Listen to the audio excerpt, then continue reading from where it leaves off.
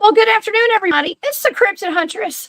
I'm Jessica Jones, and boy, do we have another interesting, fun show today. It's Monday. Monday. I just came off of another live show with Shanti and Bryce over at Aquarius Rising Africa. If you guys missed that, that was a good one this morning. We talked about my friend, Mahaley Lancaster. Now, she passed away way before I was born. But she has been following me around my whole life. And she was a famous fortune teller based out of Georgia, right down the road from where I live. And we talked about her today. That was a cool show. So if anybody missed it, please go check that out. And I saw a bunch of y'all in the chat today. So thank y'all for being there. It's always a good time hanging out with those ladies. All right. Well, we had a fantastic show last night. Okay. So I'm just off of a whole weekend of Bigfooting in Georgia and in Alabama. Okay, I did get kind of lost in Alabama on Saturday night and had an off-roading adventure. I know we talked about that last night. That was crazy. Okay, that was crazy. My truck is caked in dirt right now. I don't even want to take it to the car wash because they're going to get mad at me when I take the car wash in. When I take my truck into the car wash, it's so muddy. But you know what? That's what they're there for, right? So I got caked on mud everywhere. I did go through a washed out trail in my truck, one creek and a bunch of mud holes. I had a good time doing it though. And it was terrifying at the same time. So talk about living on the edge, y'all. That's what we do over here at the Cryptid Hunters channel. We're living on the edge, but not living in fear. And given those, what is it? The Dukes of Hazzard yelps. I don't know. It was wild. It was really crazy, but we had a good time, and I had a fun time Bigfooting with my team on Friday night down in Middle Georgia. It's always a great time. And so last night we talked about a potential Bigfoot getting carried off by a helicopter and other cases of Bigfoots getting carried off by helicopters, being evacuated, potentially being moved into a new area. You name it. We talked about it with Dr. Dennis Carroll last night. He managed to get online, even though he doesn't have internet yet out in South Carolina. But we had a wonderful crowd last night, wonderful chat, wonderful time with Dr. Dennis Carroll. And so thank y'all for being here for that. Well, today we are going to be talking with Barry Littleton. I got Barry in the studio, y'all. And we're kind of further that conversation because we got a little bit into the natural disasters that are happening right now all over the country here in the United States. We have another hurricane headed our way here on the East Coast due to hit, I think it's on Wednesday. So if I got a bunch of friends down there in that Tampa Bay area. So like I said last night, if you got my phone number and you need a place to stay, y'all, hit me up. Okay. I know you got to get out of there because this is a big one. It's another big one coming to hit. My question is, what are these cryptids going to do when that hurricane hits? We have a lot of Bigfoots up in the mountains of North Carolina. We have a lot of Bigfoots in the mountains of North Georgia. We have a lot of skunk apes and Bigfoots down in Florida at Mayaca Park, the Green Swamp area, all that area, all over Florida. And where are they going? What happens to them when we have a natural disaster? We're going to talk about it today with Barry, plus some other stuff. There's no telling where this conversation is going to go today. It is my Monday live. I do like to talk about whatever comes up and give a recap of whatever happened over the weekend. So if you guys would like to follow along with all of my shows, y'all go to my website. That's thecryptidhuntress.com. Y'all know the drill. Just go there. You can find all my events that I'm going to be at. Including, please come to the World UFO Conference. If you guys are in North Georgia, we have the fall World UFO Conference in Demarest, Georgia at Piedmont College on November the 2nd. Okay, and then right after that event, the next weekend, we have the Molina Bigfoot Festival. That's in Molina, Georgia.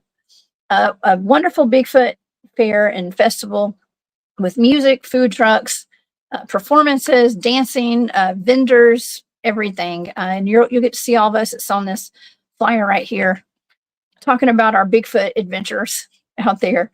And also in January, I have the East Alabama Bigfoot Town Hall. We got MK Davis that's going to be there, Stacy Brown, Flat Rock Wood Boogers, Dale Boswell, Tyler Howell, and yours truly, the Cryptid Huntress.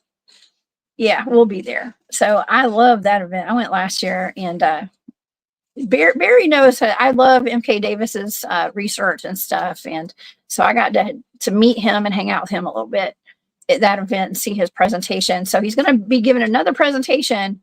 I highly recommend y'all be there if you can make it to Smith Station or Opelika. I don't remember where it's at, but y'all come see us. Okay. All right. Let's get to our show today. Okay. Because we're going to be talking about natural disasters, cryptids, where the cryptids go, how do they know what to do, and are cryptids being taken out of natural disaster areas? Okay, because we talked about Mount St. Helens last night briefly with Dennis. Let's get into this conversation today. To help me do that, I have my good friend Barry Littleton here in the studio. He has a ton of research under his belt in the field and just being all around wealth of knowledge. Okay, so please help me welcome to the show, Barry Littleton. Hey, Barry. Boom. Hey, what's up, Jessica? Thank you for having me on. The only time I could say I'm a bit envious that you get to interact with MK Davis. I mean, I've always wanted to meet him. When I had met Tom Powell, we're sitting around and he's saying, he said that MK came up. So always talk about the Paris habitation place he's got the video from. And Tom's like, oh, well, he said a couple things about you. So MK's a good friend of mine. You want to talk to him? I was like, hell yeah, man. So he called him on the phone, but he didn't answer. So I was like, oh, man, so that's pretty cool. You get to meet him. I think that's really neat. Something else I want to say real quick is give you a shout out. Thanks for having me on, and everybody in your audience. Your audience is so cool. I did a show yesterday afternoon with Midwest Night Watchers, Bigfoot, Gerald and Jane. And it was really, yeah. Some of your crowd from here was in there, and some others that I've not seen. It was really, really nice reception. It was treated really good. It was talking about a subject that was kind of unexpected that I don't talk about a whole lot in terms of it took me a long time to come forward and tell anyone I was a hypnotist.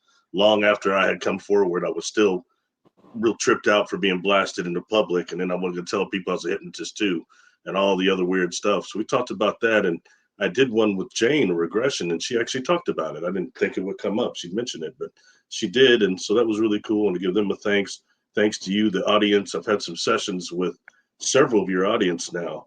Of course, can't mention who, but they were good sessions. And it's really, it's an honor. So thank you for having me here. It's been a pleasure working with you. Done a lot of work now, and I think it really counts. And that's what it's all about, so. Well, thank you, Barry. I mean, we make a pretty good team. Okay. You, throughout the years that we've been friends, you give me some really good remote viewing targets. I think that we bounce information off of each other really well too. So it's actually pretty fun having you here. Okay. So. Well, thanks. You've got some good connections too. I really dig Dr. Dennis. I think he's real cool. We get each other on the movie reference real good. I think he's pretty cool. I'm glad that he's safe and other people that are enduring the tragedy right now. So. Oh, I know. I'm just glad that he got his power back. Okay. A lot of people still don't have power. A lot of people lost everything. And, the cleanup effort continues as we have another hurricane about to hit on Wednesday down in Florida. And a lot of our friends, a lot of people that we know, you and I both know personally, live down there, right where it's set to hit right now. So y'all please be safe. James Ring had sent me a couple of pictures a few days ago, and it was the place called the Hilltop where him and I went and had a dinner and just hung out for a while and rapped. And he sent me pictures. That place is completely destroyed, and that's in Asheville, North Carolina, or just outside of Asheville there. And so it, I don't know, it's really people talk a lot about weather manipulation. And, for a long time, I had followed not just the work of Reich when I was younger, but I started following Constable. I've been mentioning him a lot lately. And he had advanced weather engineering systems he had done that are based on orgone that are much more simplistic than what you would think. Everybody's familiar with the orgone cloud busters, but there are other things like called the Spider 5 and the bazooka. These are other things that were used to actually manipulate weather. And then he started doing that with the Navy too. And before he died, he had put up a website giving off a lot of that research. And I communicated with him a bit, but I didn't get the stuff sent to me. He was even sending out his research, and I didn't get any of it though. Then he died because I had just gotten out of the hospital recovering from my brain injuries, but I was online a lot and just stuff like that. So that stuff has been around a long time, It has. I almost forgot that you were in Asheville, and I was actually planning on coming up that way, or somewhere near there. It was Old Fort, I think, North Carolina. That's where you guys were, and not too far from Asheville. So we have a lot of friends up there too. And man, I mean, my heart's been really heavy the past couple of weeks now with all of this going on. That storm was actually set to hit my house, and it took a right. Wow. Yeah, it took a right, and it went the other direction. Kind of last minute before it got up through like midway through Georgia, it kind of it veered off to the right. Okay, so yeah. And another thing worth mentioning too, right now we're in another high solar activity cycle. And it's time when these weather manipulations and not just these time edits, and people start experiencing more Mandela effect, whether it's the natural effect of the timelines and time itself, or actually the time-like curves and things that are able to be harnessed during the time of solar activity like this. There's something about the mechanism of time itself and time control that go along with solar activity. And, we've talked before about, I mentioned this last night too, that when we talk about portals a lot, but if we want to keep things scientifically, which people throw rocks at me for, but scientifically, there's something called electron diffusion regions. And what those are these portals, I mentioned them before on here, that are between the magnetic fields of the sun and the magnetic fields of Earth where they join. You have these doorways, these portals that open like every so many minutes. This is scientific documented evidence. So, I mean, it's stuff like that you pay attention to when we talk about the manipulating of the sun and people trying to weaponize it. And portals like that can naturally being used by those civilizations that can harness the fabric of space itself as a power source. Whole another thing going on. It is. And I think that factors into even, I believe that cryptids are able to access those portals as well, like Bigfoot. Intelligent cryptids, I guess. I don't know. I think they could be able to access those portals, and maybe that's how they escape some of this devastation with these storms that are ripping through. Mm-hmm. Okay.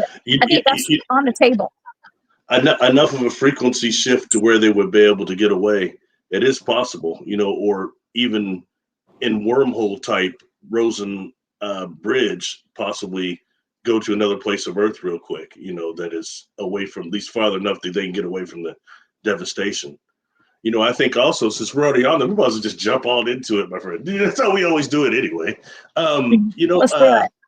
Something concerning that, I think that it's always most interesting to focus when thinking about these devastations on Sasquatch, because they're the ones that seem to be the most talked about during these devastations, especially Mount St. Helens. We've all heard probably 1,000 different things about that.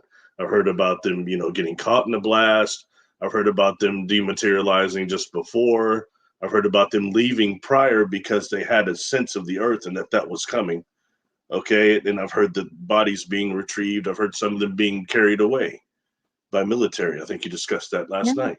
Yeah. So, I mean, these are things that are very interesting. And for example, after Mount St. Helens and all that, someone like my good buddy, Tom Powell, what he kept saying to me was that he had this I don't know, theory or how he said that he thought that they used the lava tubes. The Sasquatch used the lava tubes now as for like storage spaces and all sorts of different things. The lava tubes under there. But anyway, so that's a kind of his thing. That's interesting, considering that he either way. I mean, I don't know, but it's good food for thought, as we say. But another thing I'll just throw out too, when dealing with the abduction phenomenon, the experiencer phenomenon, I'd heard people, experiencers and contactees saying this. Then I've had a couple of regressions where this has come up. And in other people, since I've had enough of a platform that I'm blessed enough to have people communicating with me now that are experiencers, and it's been going on for a while. People that say they've been on the type of a craft that had tube type technology, with different types of animals and beings in each one of these tubes, like in just rows and rows of them, like all different creatures, like would appear to be from all over, not just humans and humanoids, but other beings too, along with different types of fauna and different types of animals too. Some that, of course, are completely unknown to us. And at these places seem to be like some type of arcs in that way. And when you're dealing with that type of advanced technology like that, and a civilization advanced enough to really do that, the basis of that is going to be what we would have now as DNA slides and things like that. So to have a Noah's Ark really could be as smaller than your house right now. Really, it would be DNA slides, the first part of it. There's something similar to that. You know what I mean? As far as dealing with where we're at now on science slides, even that's ancient what I just said. But that but that type of thing. And I think it's worthy of thinking that some of these species that might have been destroyed in some of these cataclysms that are AKA cryptids could be either being taken like that in these underground labs that you've seen when you remote view, or taken by off planet, or even crypto-terrestrials that are part of this planet too, that we talk about, that are also inhabiting the planet with us, but they're using outer space and things like that, and different galaxies and Lyra and Pleiades and all that, to really detour us from the fact that they live right here on this planet in inner cities and inner mountains, and we're seeing their technology all the time, and the holographic effects it has too. Yeah. And you and I did the show on the target that you gave me that turned out to be a cryptid or anomalous species containment facility as well. And I think that potentially could tie into storms and these natural disasters. I mean, and even seeing a potential like Bigfoot getting carried off by a helicopter. Maybe they relocate them sometimes to these containment facilities to keep them safe during man-made or natural disasters. I mean, I've thought about that. Right? Well, that's a prime example of me giving you one of these blind targets, and I got more than I've been on for. I was sure, I heard about that for a long time, a couple of different ways. And I said, but you think that probably it isn't true. And so I gave that to you as a target. I was like, I thought one of those things you come back and say, I'm sorry, B, there's nothing really there. Nothing going on there. I thought it'd be that kind of a deal. And then it was totally not that at all. I mean, it went way deeper than that. So not just was that something real, it does just confirm the first season of the X-Files and all sorts of weird stuff that we see revealed throughout the entertainment industry. But that was a real thing, and how you hooked into the feline being. That was another one. You got a little emotional on that one. Yeah, the feline being, and that was the first thing you hooked into, which is what's they're connected with, I guess would be the better word. Yeah. Yeah, I was making contact with a feline extraterrestrial. And so that was a first for me. I never had that before happen. What I was seeing looked like something off of Cats, the musical. Okay, so I'm going to say extraterrestrial, but it could have been just like a crypto-terrestrial. I think it was an extraterrestrial, though, but it was being held against its will. It didn't want to be there. So I don't know. You give me some great targets, though. That was a really good one. I mean, I wish there was something I could do for it. I guess maybe expressing to the public the data. I think that was what was the intention was. It was for us to put the information out there. So maybe somebody can do something or just be aware that it is out there. Yeah, yeah, yeah. I think knowledge is power in that way, and it spreads. Truth like that spreads. And I would hope that we're getting to a point now where even more really truly credible whistleblowers like Clifford Stone and Robert Stone come forward. I mean, I know there's several people that have come forward, but there's a few that really produce credentials that are no joke, that you can look up and things like that. And they really come forward, and they're getting towards the end of their life and they just don't want to lie anymore. And I'm hoping more of that happens to really expose true projects that are going on, kind of, and that pertains truly to, I've talked a lot about, and I don't get myself in trouble here. I talk a lot about time science and time travel and time technologies, because something happened to me when I was younger in my experiences that made me obsess about time stuff. Okay. And, I don't talk about that a lot in my experiences, but it's on there. It's on my YouTube channel. There's a whole time science playlist, probably about 25 videos on there. Check them out. But I hear when it starts, sometimes some of the stuff I hear concerning time travel in the first person, okay, I go back far, okay? I didn't start this in 2014 when I came forward, blasted on Front Street. I've been researching this stuff since I was a kid because weird stuff was happening to me. And I mean, back in the 90s, the first person I heard that talk about any of the time travel stuff and claiming any of the stuff we're hearing now that's really grown so much, it was Andrew Basago. He was the first person to talk about any of that stuff. And then from there on, it started getting really blown to different levels. The Philadelphia experiment, Montauk, all these other things, it just really gets blown. But the truth is, when looking at the private sector, and I've been saying this for a long time, the private sector and what's really going on with time science there and time control technologies, it's quite frightening. And these are things that deal with like inertial drag frame, which comes over things that on spherical objects like the Earth, the slightly spherical objects. There's Well, not flat objects, but slightly spherical objects, or oval objects even. There is something called inertial frame drag. And within that is where you can harness closed time-like curves. Okay, and you've got technologies based on that. Like, for example, Templar cylinders. And when I gave you and Tanya to look at that was another blind target. It was another blind target. And what you started describing there was undeniably a type of Templar cylinder. And that's why you would have time distortions and all these other things that's connected with Mel's hole. So it's things like that, and keeping to some of the real science and the real science in the private sector, that if some of us are near one of these institutions that's practicing some of these real technologies, like real-time generators and things that's messing with the timelines, or whatever people want to say, are causing fractures, that we perceive it as the deja vu effect.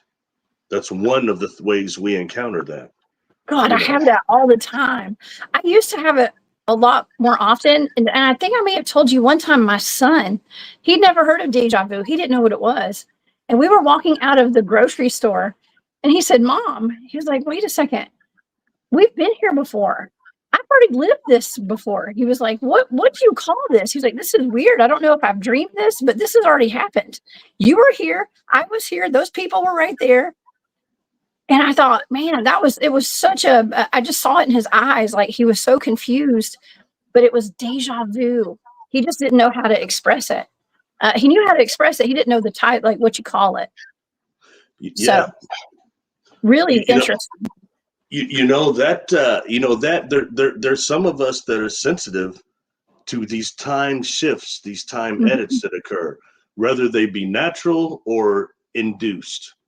But but some of us are sensitive to it, and the deja vu is one way that we detect some of those things like that, a deja vu type of effect. So pay attention, y'all.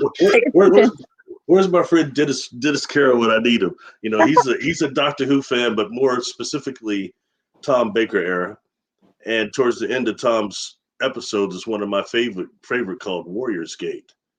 and it's where they encounter these type of lion beings, these type of feral beings. They're called ferals, actually, and they have the ability. They're time sensitive, and that they can operate these not just portals, but these gateways of transport without any technology. And they were being hunted by humans in the future for that reasons, to take ships and everything through these portals and through these gateways. Yeah, What and is that? what the doctor did is liberated them. It's the one where Lily Ward Romana left for good with K9, the dog.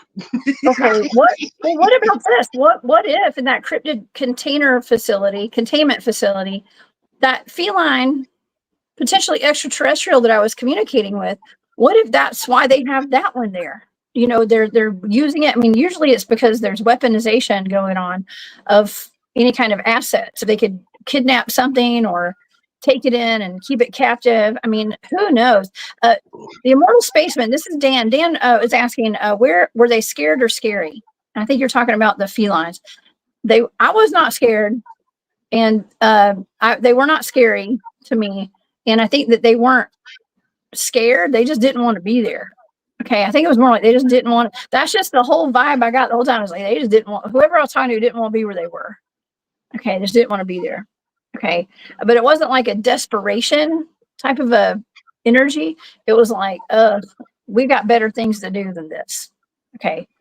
How about, I think he also means like visually. Were they visually scary, or were they like Shatara? Or were they like kind of like a cartoon looking deal, or were they, was it like you're looking at opera? What it look like, No, it was solid. It looked like a feline. It looked like something off of Cats, the musical, like it was a solid being. Yeah, like a humanoid cat being, but like more human, but with cat features and stuff.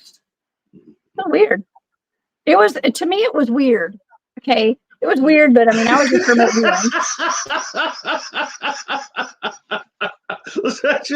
I love it when you make hardcore analysis like that. To me, it was weird.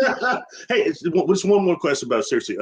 If you were like to kind of put a type of feline here on Earth that was similar to it, what type would you say? Like a bobcat or a, It wasn't like a mix between like a lion or like a female. It felt female to me. Okay, it felt female. I'm going to say like a lioness type of a cat. Okay, it didn't seem like a domesticated cat. It was more like a kind of like a lion, more so, I guess. But it was like I describe it as Cats the musical because it was a humanoid cat. Okay, but the face looked more kind of lionish. Okay, I remember you kind of telling me this now during the show. So we've done enough that I have to kind of refresh. And it brought to mind that I've had some people tell me that they've encountered a feline race, and I've also heard Mary Rodwell talk about it. These feline beings where the males look incredibly like Ron Perlman in Beauty and the Beast from 1986 to 1988 with Linda Hamilton. Yeah, he played us long before he played Hellboy. He played Vincent, the Leonine from Under the City, and that people say they've encountered beings that have manes like that, their hair, and the humanoid wise, So I think that's pretty neat. Or well, not neat that being's being contained, but just that you're seeing certain things that are the reference points for. Thanks. That's pretty cool. And that's a good analysis too. I brought that up, but I didn't think about what you said for the reasons of captivity and things. And we know some of these beings have the ability to have extreme telethought, telekinetic abilities, and manifestation abilities too. So yeah, absolutely. Well, okay. Well, I wanted to kind of bring in, we've got a lot of questions. Okay, so people that are asking questions, I'm actually starring them. And so we'll ask them towards the end with a lot of them, because I'm kind of behind on the comments, so I don't want to break up our conversation too bad today. So we'll go back at the end and answer some questions here, because we do have a bunch, Bear. You have a lot of questions, Bear. Okay, people have questions for Good you. for you. You're the remote viewer. I'm just hanging out Yeah. for the ride. Well, no. Well, people are, I've seen a couple of questions, talking about cryptids surviving during disasters and stuff. And somebody was like, well, how do humans even survive? And that's a great question. Okay, because Is that one up? Is that what's up? no, I don't have that question up. I just saw it. You answer that one real quick. Talk about that one real quick. Sure. It's hot. Yeah. That's another thing. Seriously, and that the video I had done. Where do they go? Where do Sasquatch go when they're not around? Yeah. And I think we really have to acknowledge that there is an underground element and also a cave element, and the cave connected to underground element, not just the dumb basis. But I heard somebody saying, I was watching a thing with Clifford Stone the other day that surfaced back up on YouTube. It's coming out of China, but it's one of the ones he did here in America. It's about probably 25, 30 years old. And he was talking about how I think at that time he was saying, I think there was 60 some of these bases around the world, or really these big ones that are like miles long. And somebody on there had said, this is 30 years old. There's something like 300 of them now. So I think that you got to deal with the dumbs, but what about the other things? Like when I gave you the Eugene 99 as a blind target, the rust wheat virus, and its origin goes back to biblical times. But you were seeing a lab. You were seeing it made in an advanced lab. Here on Earth, underground most likely, that's going back to before biblical times, this lab. That is proof how long the stuff has been going on, that you've got these that are not quote unquote humans as we know them. The other things that are doing these advanced genetic experiments always here. That's nothing new. That's this laboratory thing this place is. So when dealing with that and how some of these cryptids escape, I think the underground factor, whether there be cities inside of these catacombs, that are inside the earth, these catacomb type of sections we have, or down to the ships that I thought came up that are really what's high Brazil. You saw that. That was a blind target. I didn't influence, well, hey, let's make Jessica sees this is a ship. That's not. That's what just happened. For those, I'm just bringing up some of these targets. We did so many of them. I think it's kind of neat that people just can go back on your channel or my channel now. I put the playlist up that are from yours that we done together. And they're right there. All these cool things that bring up data behind some of these things that have so much myth to them or no science or data behind them. At least it's a place to start. I don't think you get enough credit. I hear other places get so much credit. People look at that and everything they say, oh, they're saying this and that. I'm not going to mention any names, but I just heard people are discussing it now. Oh, this place, everything's going to be all right. They said that the positive aliens are going to start showing themselves. Because we're at that point now where things are going to happen, and this is what these remote viewers are seeing. So everyone I was talking about now, oh, the positive aliens are going to start showing themselves, the positive extraterrestrials. What? That was it didn't. I'll let it send me in orbit or anything, but it's slightly annoying because, excuse me, I've been talking about that since 2014. They're already made. They're so present for a long time, and nobody wants to talk about it. Ray Hernandez research shows that nobody listens to him. Okay, and you and I have talked about it. You've RV'd several of those, but no one talks about that because it doesn't sell like the negative abductions. It doesn't sell like the cloning. It doesn't sell like the reptilians, the grays. That's much more important than positive contact, which is the majority of what we have. I'm not alone. I'm part of just a group that is large. Ray Hernandez survey has like 3,000 experiencers. They show that. So it's not just me talking, okay? And I'm certainly not special. I've always said that there's like 80% of our population has had contact. That includes you. And I think you had both types. So you know that you only say so much, but I gather, you've had both types. Not all of it was negative, So, I think it's important to know that there is some help we're getting. And it's just maybe not the way that we want it, like somebody beams down and just saves us from ourselves. That's not. Anyway, sorry, I don't want to get off topic, but I think it's just important because you've done more targets just with me than these other places that are talking a lot of this stuff. And that's cool. You know what I mean? So I don't want to just call that. But right now, I get tired of the snake oil salesman. I don't like snake oil. It doesn't do what they say. Yeah. Well, listen, I march to the beat of my own drum over here, and I just put out data. See, my thing is I just put out data. Okay. Data. I know I've been made fun of for that. When I remote viewing is nothing but data. That's what real remote viewing is. Okay. What my definition of remote viewing is. And it's not just my definition, it's what I was taught, what I was trained in. So it's all data. And so I'm just putting out data. I don't know what those targets are. You give me a set of numbers. And so that's where we go with it. And I think a lot of those targets are all coming together. I mean, it's like we can get some answers because these are blind targets. We're getting some answers to some of these questions, like we're talking about today. Where do cryptids go when we have natural disasters? Where do they go? Well, we've already looked into the weaponized portals. We know those exist. We've remote viewed it. We've analyzed it. We've discussed it. I believe those are real according to the data. You know, go back and you look at all these targets like you're mentioning today. It's helping us to answer some of these questions that we have. And it's right here. We've got a whole history of those shows. So, you know, that's a good one. The origin of the chupacabra.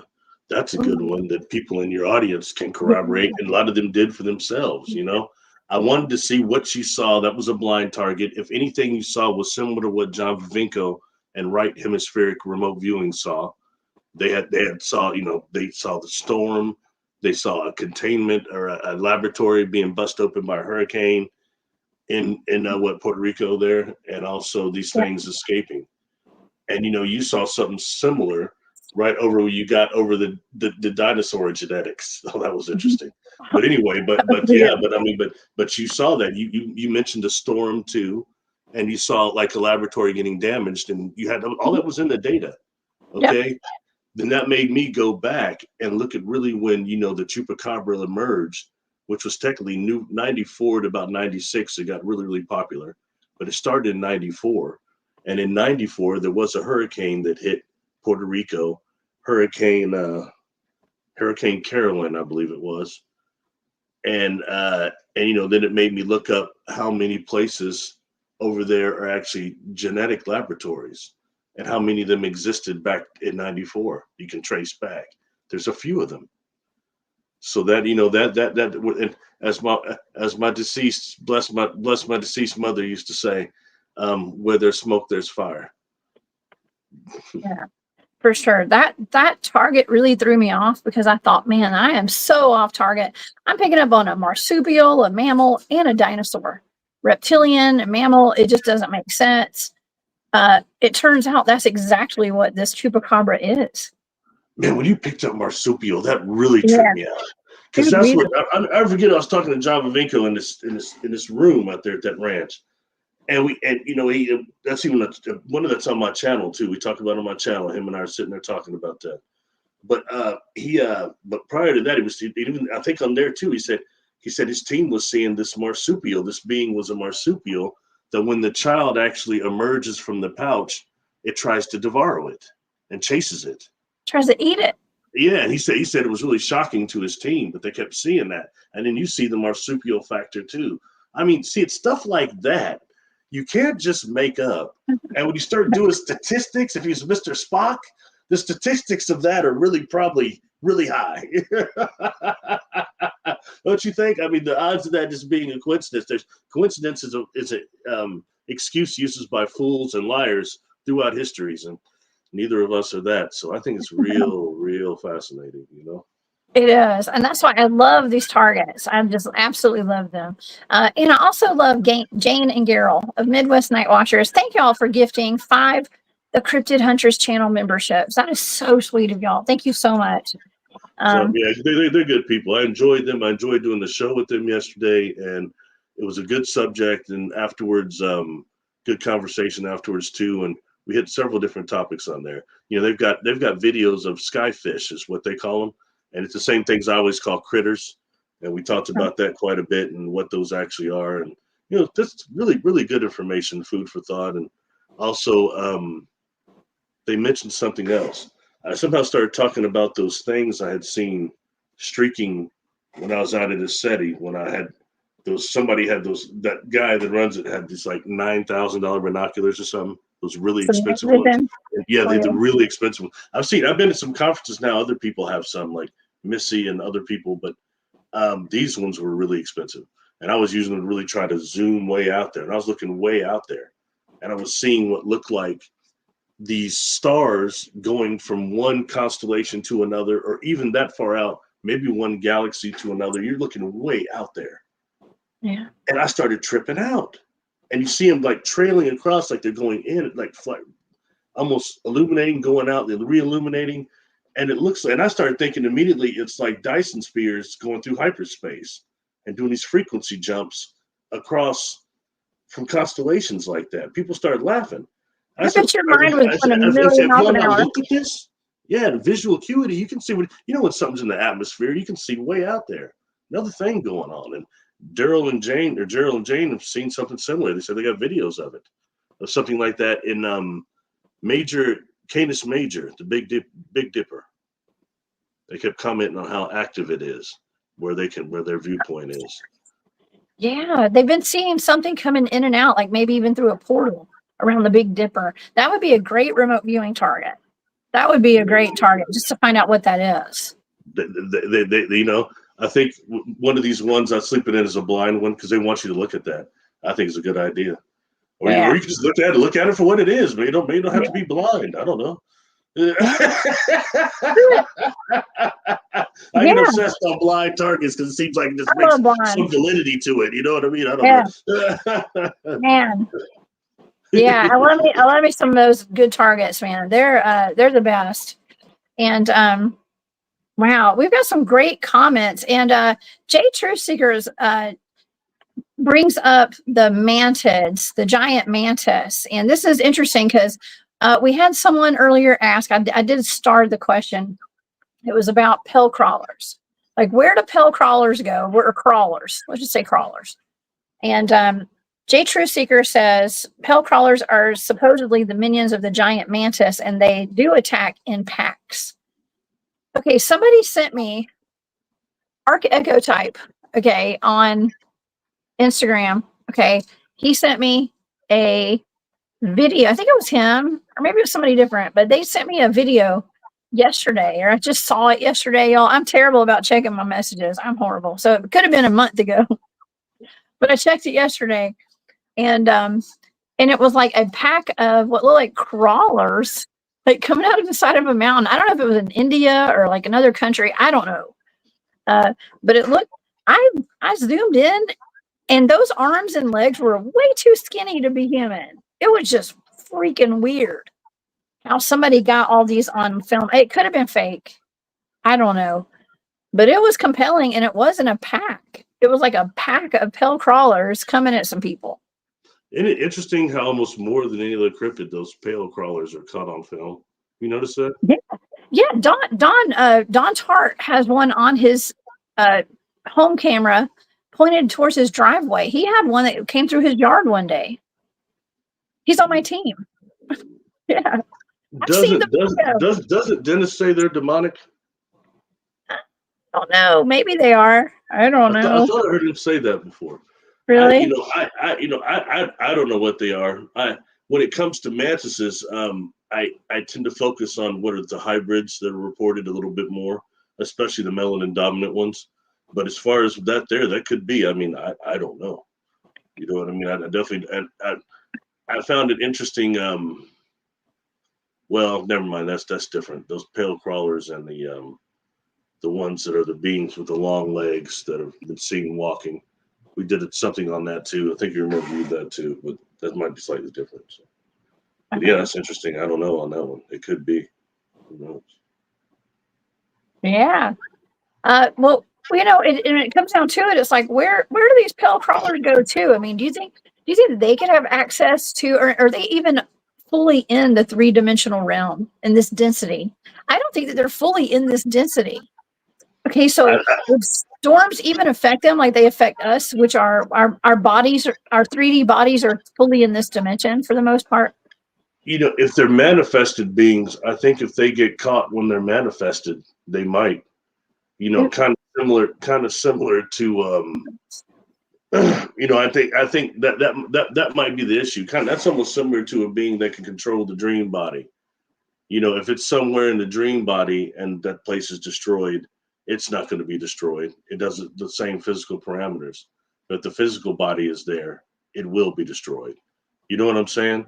Yeah. So that might be the same situation there. And if they're actually manifested and they're physical enough to be moving around, they're trying to feed or whatever it is these things are doing, then they might be able to get caught in a cataclysm also. Because those cataclysms are almost instantaneous, right?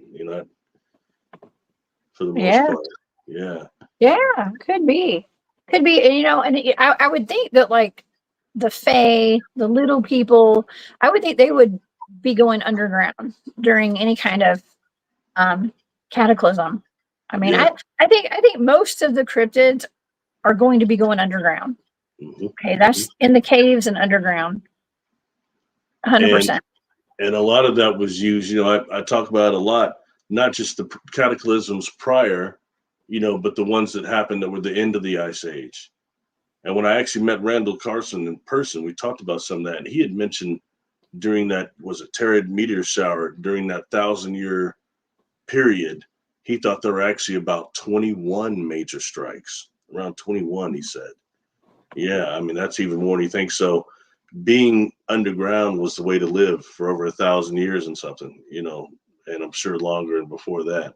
So some of these things are places that probably never stopped existence, although some went to the surface. The Hopi and others talk about that. And again, that lends us to our cryptoterrestrials and all sorts of other inner Earth civilizations. Yeah. It seems that people are very popular talking about now the breakaway civilizations, and all that started with the Abro bird stories, but we've gone much further than that now, what his Arthur was and things like that. So, there's some truth there, I'm sure. When you start looking at Kemet, they talk about inner Earth quite a bit. So. Yeah, well, that was Admiral Byrd was part of Project High Jump. They went into Antarctica.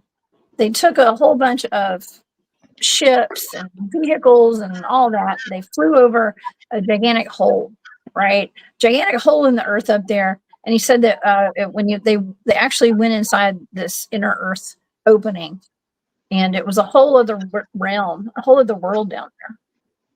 And that's all in his diary. Now, this is not disclosed by the government. It's not, it's all hearsay, and it's not supposed to be true, right, Barry? But it was in his diary. There's a lot of talk. There's talk of the ice wall. There's some people say that's not true. Some people say it is. There's all this dispute, and it's like I just say, what do the satellites show? People have access to the satellites right now. Would the satellites, if people find the ice wall, it might be there. And that's somebody just put up there. You just flashed up there. Data is the way to the truth. That's true. Oh, data. Yeah, that was Eric. Yeah, that's very true. We need data from. I mean, I think that's partly why I'm okay being public with this remote viewing stuff, because we're showcasing that I'm given a set of numbers, and we're getting data that pertains to these targets out of it. Okay, and so it's just like, here it is. We're serving it on a silver platter for the whole world to see right here. I don't know what these daggum targets are. Barry gives me a set of numbers, and then we get data. And so why? I mean, I don't know. I just think that it validates a lot of the stuff that we talk about in the cryptid community and in the paranormal community and all that. Like, there's no proof of it, but hey, here I am getting like blind targets. I'm getting data, and it pertains to the targets. And let's go from there. Okay, let's go from there. Let's see what else we can do. Let's get some more targets. Okay. It's just opening people's minds. If people would just, I'm not saying everybody that watches my show has a very open mind, obviously, but a lot of people don't. And, It is what it is. For example, like something like somebody got really hostile with me in the chat. One of your other shows that I mentioned, and by no means was I saying I believe everything this individual or anyone says, but I've talked to a lot of people since I've been where I'm at now, platform wise, has talked to me. And at one of those conferences I did, somebody who talked to me for hours, just one-on-one, was Corey Good. He just kept following me around, talking to me a whole bunch. So I rapped with him, even went to that restaurant, had a couple brews with Leon Isaac Kennedy and rapped. And, I asked him about the Dogman and what his perspective on that was. And he had said that they were, to his knowledge, intergalactic body part traders. And that's what they really did. And I just mentioned that to you. I don't even think we were doing a show. It was like somewhere, and you started tripping out going, that's what I got with Green Eyes. Green Eyes. I didn't know who Green Eye was. And we did that show, and when you told me on the Green Eye date, I was like, that was definitely a gruesome one, It was. Well, okay, so that's what I got. The data said body part trading in the data. These are blind targets. I don't know if it was intergalactic, but it was definitely body part trading in that data. And I thought, man, that is messed up. Like, because today we hear of all this different like organ harvesting and trafficking and things like that. I mean, this old Green Eyes were doing this back in ancient times. Okay, so this is nothing new. Now people are just getting paid for it or something. I guess I don't know. It's something that's been going on for centuries. Old Green Eyes were doing. And for what it's worth, I mean, I don't owe anybody nothing, so I can talk about whatever. But I did so much private talking with that dude because the first thing with him was I had to accept, like you, is that I felt what I call "quote unquote" the Artron energy coming off of him, which means you get in my presence, I can detect if you're a contactee a lot of times, experiencer.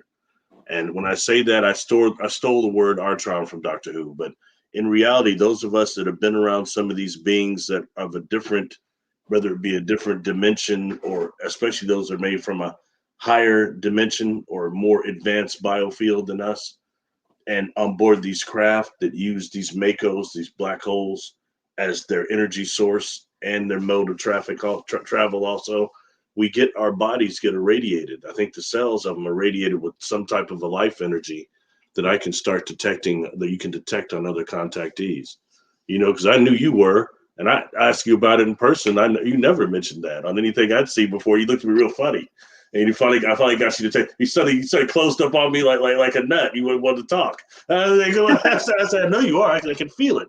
I could feel it when we were doing the promo for the conference itself. I was like, she's a contactee. That's why I kind of like her and what she's doing and everything, and a lot. And I'm sorry, I'm just going to say it. A lot of these people on these platforms that are making these claims that they're these big contactees, I get around them, they don't have that feel. Why don't I feel that energy on them? And those are the people that avoid me in these communities, period. Okay. And, and with you, I definitely felt it. And when I go to these conferences, it's the people in the audience. A lot of them most all of them feel like contactees. Mm-hmm. You know what I mean? And especially the ones that come up to me. I haven't had experiences like yours. Like, are you sure? You sure feel like you have. You know what I mean? I'll ask a few questions. Yeah. They start looking at me funny and go, I didn't think that counted, or I thought that was just a dream or something. A repeated dream? Yeah, not likely. You know what I mean? Yeah. It's just things like that. So, and it's cool. That's what's cool about the platform you have. I have it. You get to bring some of this together and help people. The people in your chat are all real. Most of them are experiencers, contactees. I'm not telling them nothing new. It's just we're all helping each other in a certain way. We've all got pieces of the puzzle. I think that's really, really important right now because it's a chance for humanity to save itself. The real shift in consciousness we hear about, I think this is where it's beginning. Anyway, sorry, I don't mean to sit up here and lecture and stuff. No, it's true. I love that. It totally is. Justin is asking if cryptids can phase into different dimensions or frequencies. Would storms in this 3D reality really affect them? And that's a great question because I think that if that's the case, they can just shift into another dimension and they're fine. Okay, shift into another frequency. But What do you think, Barry? I know we kind of already addressed this earlier. But Yeah, kind of. But I mean, that's a good question, and I kind of wonder the same thing. And I wonder if they could do it. The thing is, how long can they make the transition? Once they do it, is it permanent? When they use the trees and things like that to do it, like, we've talked about how Sasquatch uses trees to probably for the portals and also invisibility. How a lot of times when people hear the tree knocking, it's not just them knocking on it, it's actually using them to manifest and unmanifest, and how they can only use one tree 1 or 2 times because it completely drains the tree. And they have to be given time to regenerate. So if that's true to a degree, when they become unmanifested, how long can they remain like that? Long enough to like get away out of the area, or just permanently until things regenerate or whatever? It's a great question. I don't know the answer, but I got more questions. You know what I mean? Yeah, I know exactly what you mean. And because we also we mentioned the portal aspect too.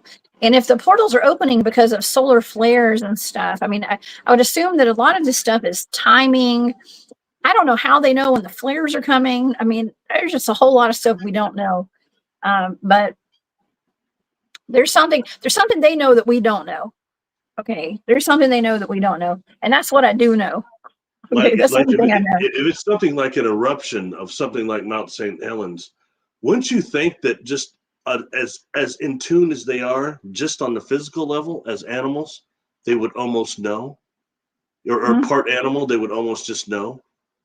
Yeah. I mean, don't you think? And start maybe getting away in that way and using the portals or any way they have to get away long before the cataclysm hit, at least a day before or so.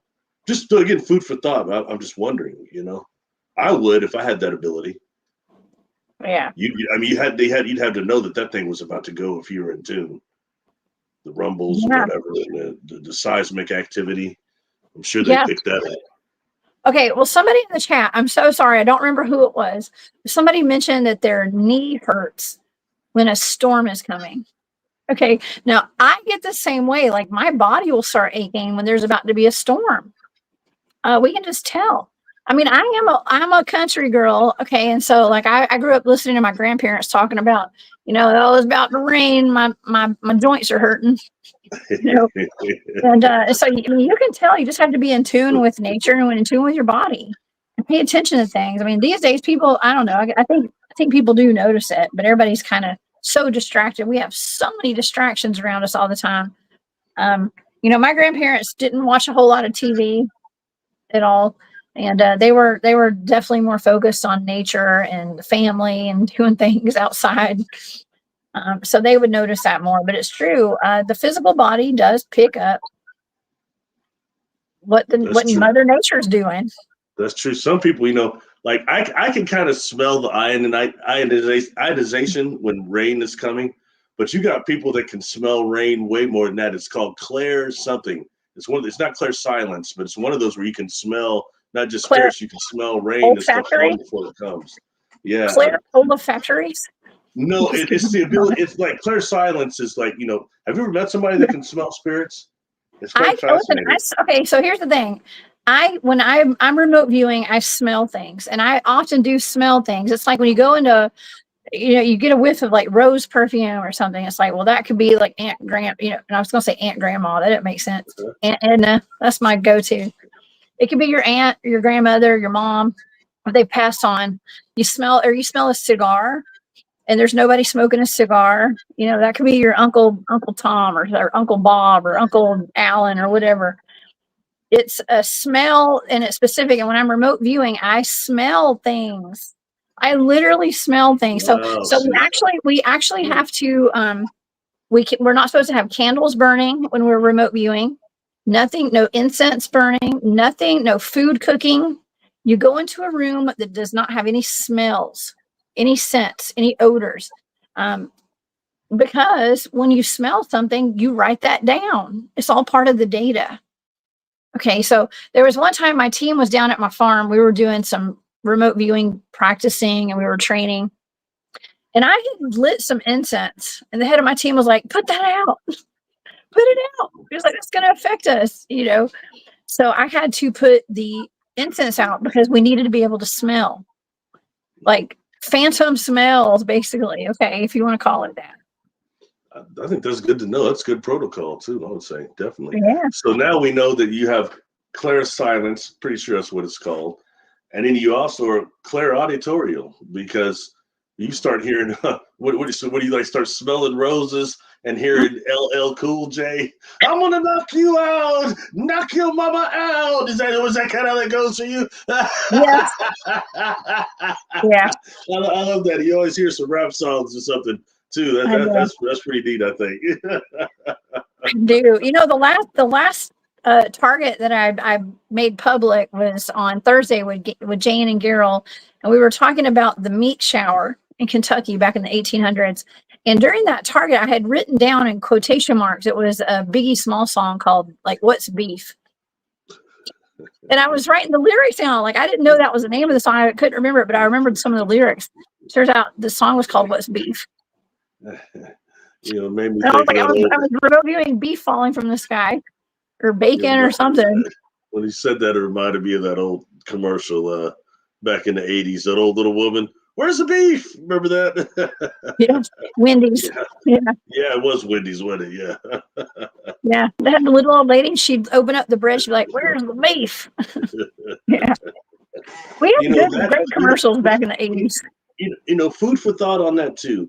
It's very interesting, because when I heard that the thing about the meat falling, it always, for some reason, I always kind of associated that with a couple of experiences that have been described being with USOs over the ocean, and them dumping these type of components. Sometimes it's like these metal components, and and other times it was like there was some type of organic component with it. You know what I mean? That was coming. That can't tell you the exact names of those, but there are several ones over the oceans dumping things into ships. These ships show up and they're dropping stuff. Some of them are, like I said, some of them are metals, and some of them were supposed to be some type of organic component. You know, so I mean, just things like that is interesting. It could be a number of things, of course. It could be just like they're just dumping waste, who knows? But some of those components, and there was somewhere else where a ship had over a farm, and I think that was even made it to one of those early either Monster Quests or early Ancient Aliens. This ship had dropped some type of a metal, and when they actually did the analysis of it, it had a bunch of, I believe it was, is it iridium that is found in asteroids mostly, and some other components that were essentially what we call metamaterials. Kind of interesting. That's like documented stuff. Maybe it's bismuth and layered bismuth and layered something. And that's something right now that they're using with, it's the same stuff that Linda Moulton Howe talks about she has samples of. And right now, if you start looking at science and what those advanced engineers are doing, they're starting to use something called aerogel. And an aerogel with this bismuth layered, magnesium bismuth layered material, when you use this aerogel around it, it allows it to float in a way that's like almost gravity modification. So they're starting to ask, are some of these UFOs have a component of them that's actually this similar to an aerogel? People can look that up for themselves. You know, I'm not a super scientist, so I don't know, but I think it's good food for thought and good to look at, you know, where some of our technology is taking us and stuff. Oh yeah. We're way more advanced in technology than we're told. I mean, yeah, y'all know what I mean. Hey, Shanti. Shanti's up in the chat. I just did a show with her earlier today. Thank you for being here. Hey, she's in the chat.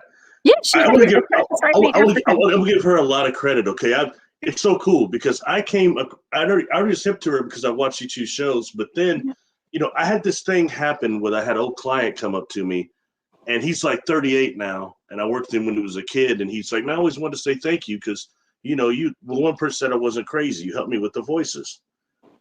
And I started thinking about, and we talked about he heard voices a lot. And I worked with juvenile offenders in psychiatric for a while, and a lot of them heard voices. And I had done a video about it, and then my people in Patreon started saying, you need to check out Jerry Marinsky. A lot of what you're saying sounds like him. So I didn't know who that was, so I started looking him up. And then that cat is bad. Man, he's done so much. He's way beyond anything I know. He's in the jails and doing real psychiatric treatment. And I come across, I would hear everything he had to say. And I come across your friend Chantel. She had done several shows with him that were really, really good. Really good. So I just want to give her a shout out and say it's good work. She interviews really well. Oh my God, you need to go on Shanti's show, man. You should go on there. Shanti, you need to get Barry on your show. And I see there's people in the audience saying that too. Yeah, she's so awesome. She's good out of my league. She knows a lot of stuff. She's in the home continent too. She knows a lot of stuff. I've heard her mention a lot of things. It's really informative, so that's cool. Oh yeah, she's awesome.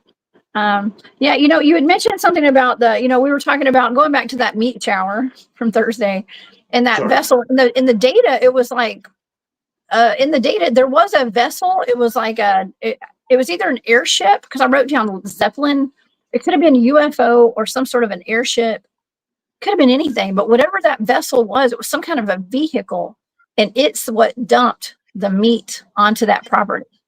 Okay, that was, in analyzing the data, it was a vessel of some sort that dumped meat all over. And there have been whistleblowers that have come out and said that they had encountered ETs, like extraterrestrials, on their ship. They had vats and buckets of human body parts. I've heard that before too.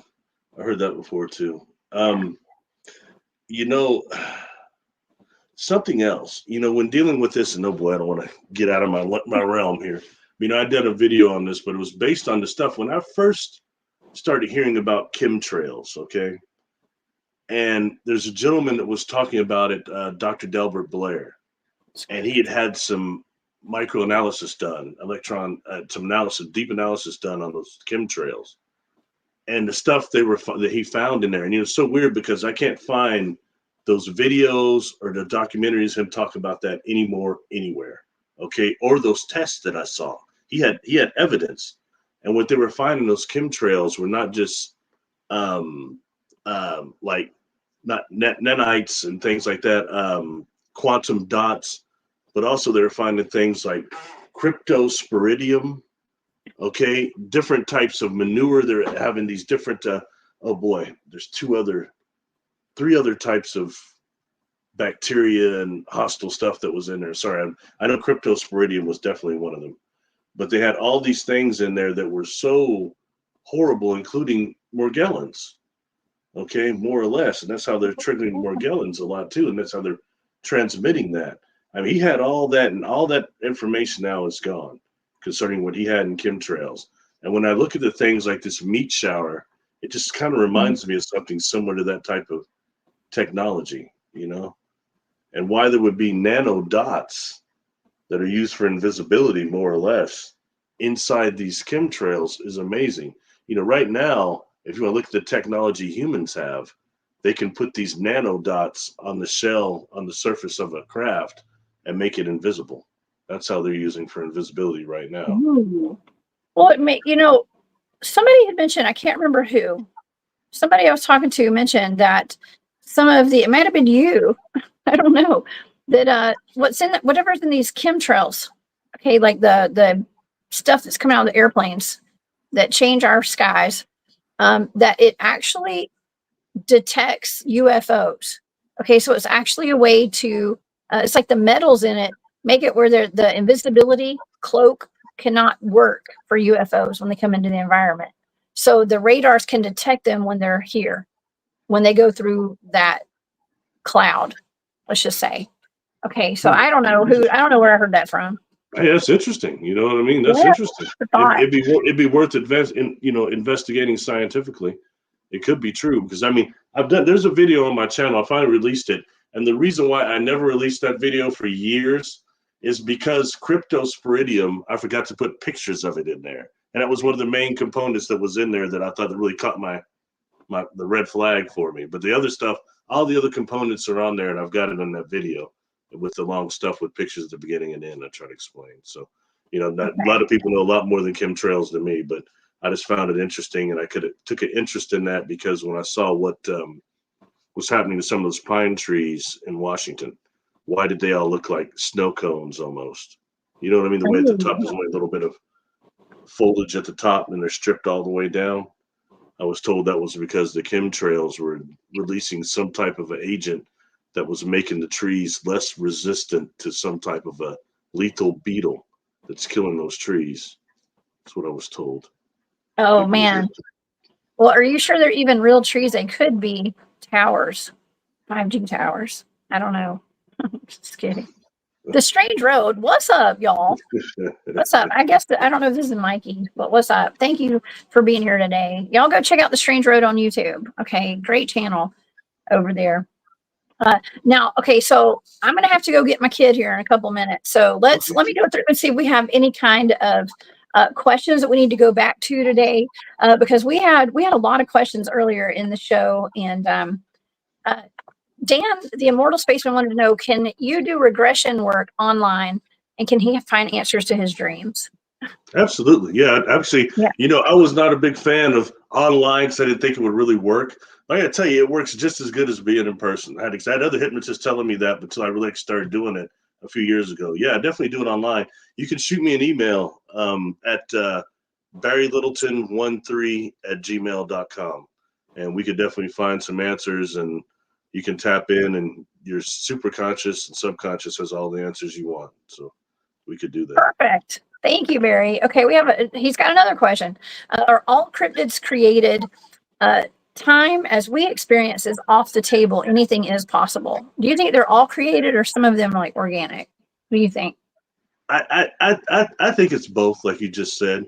Like, for example, I think you've got several different types of hominid species that were here on Earth, but then I think they took that and did that and started splicing that with things from other places, aka that mitochondrial and paternal DNA difference in the Sasquatch. So, or nuclear DNA and mitochondrial DNA. Sorry, the difference in them. So that's kind of. So I would say it's kind of both, and I think you got that. And then, are they making experiments of experiments? Cryptids on cryptids. It's almost unfathomable since we know it goes back a couple thousand years. They've been doing this. In reality, kind of millions, but. Yeah, I know, millions. Did y'all hear that? Millions. I agree with that statement, actually. And it's Bub. Hey, Bub. Thank you for being here. Tell Mikey we said hello over here at the Cryptid Hunters channel. Y'all come see me. Okay, come back on the show sometime. All right. Let's see. Dan has another question. Where is the best place to learn about crystal technology? Oh boy, gee, that is a good question, man. I always just kind of like when I jump online, I just go into it. I start with the people who do quasi crystals and specialize in like some of those new metamaterials and stuff, and that you have to just kind of get online and look that up. It goes into science a lot and going into like physics.org. Physics.org is a good one. They have a ton of crystal stuff on there, but really look into the quasi crystal technology they're doing now, which are the ones they're growing in the lab a little bit more. Because what I've seen on board craft are much more like quasi crystal construction, symmetry wise, but they're also chemically and biological luminescent. So, but I don't know, but kind of start there. Just in quasi crystal research is a good one. Okay, while we're on that topic, could ball lightning open up a portal? What do you think? Wow, that's an interesting question. I thought it was too. It's too bad they did that CGI to try to just completely discredit ball lightning. You know what I'm talking about? The one going across the railroad track. Is that fake? Oh yeah, that's been proven. That was on Unexplained Mysteries with my friend Alexis Brooks is on there. That was just completely that one was debunked. But real ball lightning, that's a good question. I don't know, but I find it interesting that a lot of times that it is seen coming from the earth during earthquakes and the release of the tectonic. And does that mean it's just coming out naturally from the plates, or are they coming out of portals dimensionally? You know what I mean? Because we know these microorganisms or these micro wormholes happen naturally on this planet. And if there's seismic, activity in the plates, I'm sure they're happening there. So that's a good question. I'm sorry I don't fully know the answer, but it's a good question. It's okay. It's okay to not have all the answers, Barry, but you have a lot. You do have a lot. And I have one more start right here. I think this is cool. Richard Goforth says, do the crawlers relocate? I mean, I think it seems to me they're always on the move. So I don't know. Maybe they probably do. I don't know. I don't have hardly any answers actually, but I would assume they do. Every time that I've ever seen any on a video, they're moving. They're moving and trucking on all fours. Okay, for the most part, they're walking on two legs and their little other hands are up. So Jay Trusiger said could be related to mantids, and I agree with the way their hands move. You know, so these are all wonderful questions. This has been a fantastic show. My goodness. So somebody mentioned the portals opened up with Crystal Tech sound and mind. That's correct. And some of that, you know, I've experienced. Other that you found when you actually remote viewed some of that, which was the making of the Great Pyramids. Who made another blind target? You know what that was. And the first thing you start asking me, what's with the giants and what's with the sound technology? So that, you know, and what I have a memory from a past life, that part of the equation that actually allows a cube of sugar to float in water.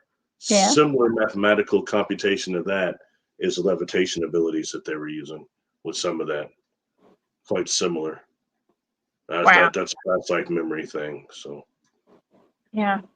The question about the ice wall. I'm sorry, I just accidentally got off of it. Here we go. Ida's asking, could cryptids be coming out of a broken piece of the ice wall? I don't know. Well, that's if there's an ice wall. I think there could be. I think that there could be. Some people think that just beyond the ice wall are other continents that are actually outer space to us, like all the different planets. I mean, it's a big old gigantic rabbit hole. We actually talked about it with I talked about it with Gerald and Jane, who are here in the chat with Midwest Nightwalkers and Shiro Sounds. We've talked about that before. We talked about the flat Earth, and my gosh, people still argue on my posts on social media from a year and a half ago. It's almost 2 years now. They're still arguing back and forth on that post about flat Earth and the ice wall. So you want a controversial topic? Go flat Earth, y'all. Go flat Earth. Try to stay away from it. Yeah. There was a thing about the ice wall that I thought was kind of bad, that it was somewhat discrediting. It was this deal that you thought it was on YouTube. They made it seem like Neil Tyson deGrasse and Joe Rogan were talking about it. Neil Tyson deGrasse experienced the ice wall, and he didn't have an answer with all of his smart aleck remarks. But that wasn't a real deal. You can use their voices and stuff. That wasn't even a real video. It wasn't real. So stuff like that discredits some things about the ice wall. I think that's not fair. You know what I mean? We need to know, and people that can really use the satellites can find out right now. You can home in on that stuff and see, unless they're blocking it like they did Mel's Hole. Yeah, well, a lot of things are blocked. A lot of things are going to be. That's why the phrase conspiracy theorist came about, to make us all look crazy for questioning the truth and the narrative and whatever was coming out. So wonderful show today, Barry. Tell everybody where they can find you with your Patreon or YouTube and anything else you got coming up. Thank you. I'm on YouTube, Barry Littleton on YouTube. Might be coming to the end of my Patreon, not quite sure. Anybody might want to have a session with me or interested in that, you can reach me at barrylittleton13@gmail.com. Got that sorted out, and I'll hit people back pretty quick. And come on over and check me out on YouTube, and appreciate everybody. Thank you for having me, and much respect to everybody. And we always have a good time when you come on the show, Barry. I mean, I always have a good time on every show, but like, we have really good conversations, man. This is always fun. And I always learn something every time you're on here, every time. And so today was no different. And I learned from the audience too. You guys are the best. I want to thank everybody for being here. I want to thank Gerald and Jane for giving out some of those memberships today. And that was very sweet of y'all. I do appreciate that. And for all the questions, and for Larry Sharp for giving out a membership as well. He gave out a membership or two last night as well on the show. So you guys, I couldn't ask for a better audience. I mean, you guys are the sweetest. So Barry, thank you again for being here. You guys hit up Barry if you want any kind of services too. He does hypnotic regressions and some other things as well. So please hit him up. He's the best in the business. Okay, if y'all didn't already know. He's the best in the business. All right. Well, I am going to see you guys again. What is today? I guess it says Monday. So Wednesday, I'll be back on a glitch in the Matrix, 1 p.m., same time, same place. So please come and see me then. Everybody go check out Barry's YouTube channel and his Patreon. And stay safe out there. Okay. We've got a hurricane about to hit Florida again. Anybody who's got my phone number, who's a friend of mine down in Florida, y'all are welcome to come up here to get away from the hurricane. Hit me up. Okay. As long as you don't have little pets that my dog might try to eat. Okay. I know that's terrible, but otherwise, everybody have a wonderful day and stay safe. Let us know you're okay after the storms, and we'll see y'all on Wednesday. All right, Barry. Thank you. Bye.